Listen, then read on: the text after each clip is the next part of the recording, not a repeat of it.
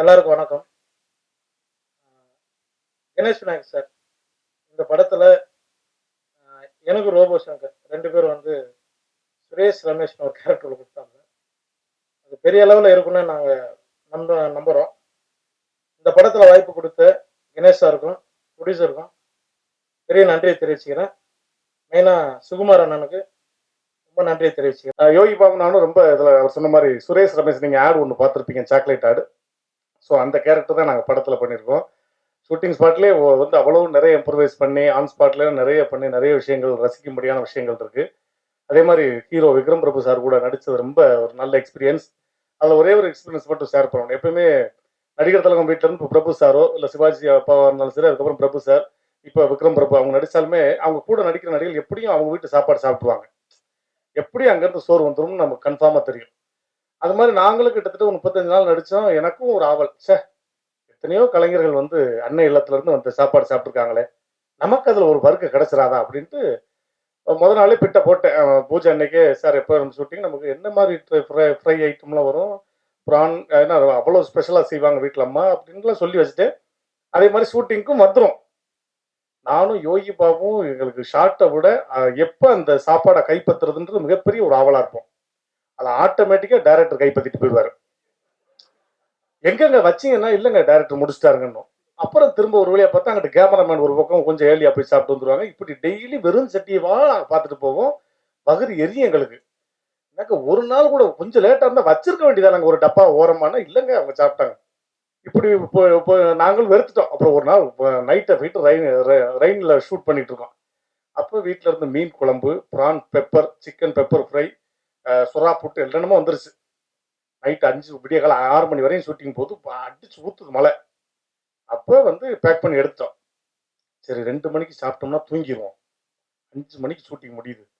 முடிச்ச உடனே full cut போனோம்னா சாயங்காலம் 6 மணி வரையும் தூங்கலாம்னு பிளான் பண்ணி வச்சிருந்தோம். எங்களுக்கு 2 மணிக்கு ஷார்ட்டை முடிச்சுட்டு திரும்ப ஹீரோக்கு போயிட்டாரு. நாங்களுக்கு அசந்து தூங்கிட்டோம். காலைல எந்திரிச்சு பார்த்தோம் பேக்கப் ஆகி எல்லாரும் வீட்டுக்கு போயிட்டாங்க. சாப்பாடு அங்கன்னு கேட்டா முடிஞ்சு.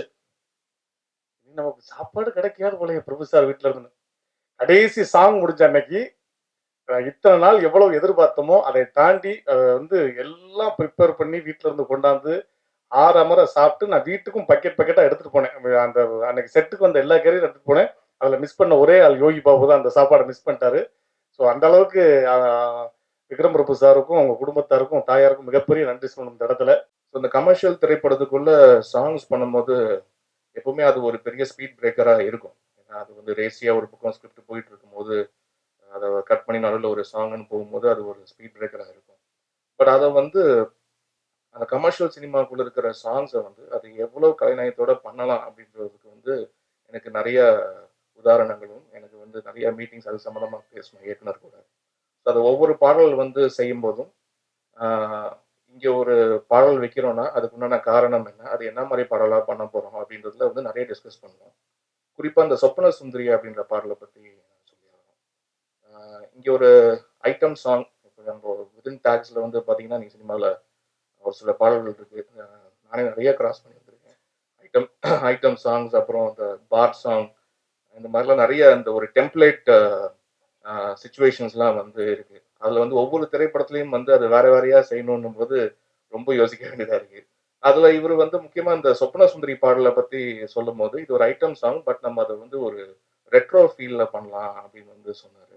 ஸோ அந்த வார்த்தை எனக்கு ரொம்ப பிடிச்சிருக்கு. ஸோ அதனால வந்து இதெல்லாம் நம்ம பழமை வாய்ந்த விஷயங்களோ அதெல்லாம் வந்து திருப்பி கொண்டு வந்து இந்த பாடலுக்குள்ள அதெல்லாம் வந்து புகுத்தணும்னு நினைச்சேன். நம்மளுடைய மண் சார்ந்த விஷயங்கள், இசைக்கருவிகள் அதெல்லாம் வந்து விட்டுறக்கூடாதுன்றதுல ரொம்ப கவனமா இருக்கேன். ஏன்னா இன்னைக்கு வந்து பாத்தீங்கன்னா more of computerised digital sound மூலியமா வந்து போயிட்டு இருக்கும்போது நம்ம இதை நம்மளுக்கு இருக்கிற நம்மளுடைய பாரம்பரிய விஷயங்களை வந்து அதை வந்து நவீனப்படுத்தி கொடுக்கணுன்றது ரொம்ப முனைப்புடன் இருக்கிறேன். ஸோ அதில் தான் வந்து ஒவ்வொரு திரைப்பாடல்களும் செய்யும்போது அந்த ஒரு எஸ்தெட்டிக் சென்ஸோட நம்மளுடைய நம்மளுடைய இசையை வந்து நம்ம மண் சார்ந்த விஷயங்களை வந்து கொண்டு போகணும் அப்படின்றதுல வந்து ரொம்ப கவனமா இருக்கிறேன். இந்த கதையை வந்துட்டு பழனி வந்து கேட்டுட்டு நந்தகோபால் சார் கிட்ட கூட்டிட்டு போய் இந்த கதையை கேட்கும்போது நந்தகோபால் சாருக்கு ரொம்ப பிடிச்சிருந்துச்சு அந்த படம், அந்த கதை. இதுக்கு யாரு ஹீரோவா டிசைட் பண்ணலாம் அப்படின்னா விக்ரம் பிரபு நல்லா இருக்கும் அப்படின்னு சொல்லும்போது சுகுமார் தான் இதை அரேஞ்ச் பண்ணி இம்மிடியேட்டா ஹீரோ கதை கேட்டுட்டு இம்மிடியேட்டா இந்த கதையை ஓகே பண்ணி அப்படி மூவ் ஆன இதுதான். ரொம்ப சந்தோஷம். இந்த நாள் வந்துருச்சு. ஆடியோ ரிலீஸ் ஆயிடுச்சு. இன்னைக்கு கதாநாயகன் என்னோட பிரதர் இமான். 5 படம். ஒவ்வொரு வாட்டியும் சொல்லுவேன்.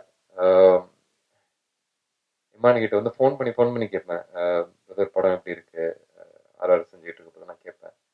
முதல் வாட்டியா எனக்கே அவர் ஃபோன் பண்ணிட்டு, பிரதர் ஜாலியான ஒரு படம், சூப்பரா இருக்கு அப்படின்னு சொன்னாரு. நான் ஒரு நிமிஷம் அப்படின்னு சொல்லிட்டு ஃபோனை செக் பண்ணேன்.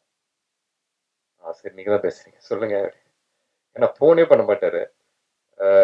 ரொம்ப கஷ்டம் அவர்கிட்ட இருந்து ஒரு ஒரு நல்ல வார்த்தை வாங்குறதுக்கு. ஸோ ரொம்ப சந்தோஷமா இருக்கு. எப்பவும் கேட்குற மாதிரி உங்களோட அன்பும் ஆதரவும் எனக்கு தேவை.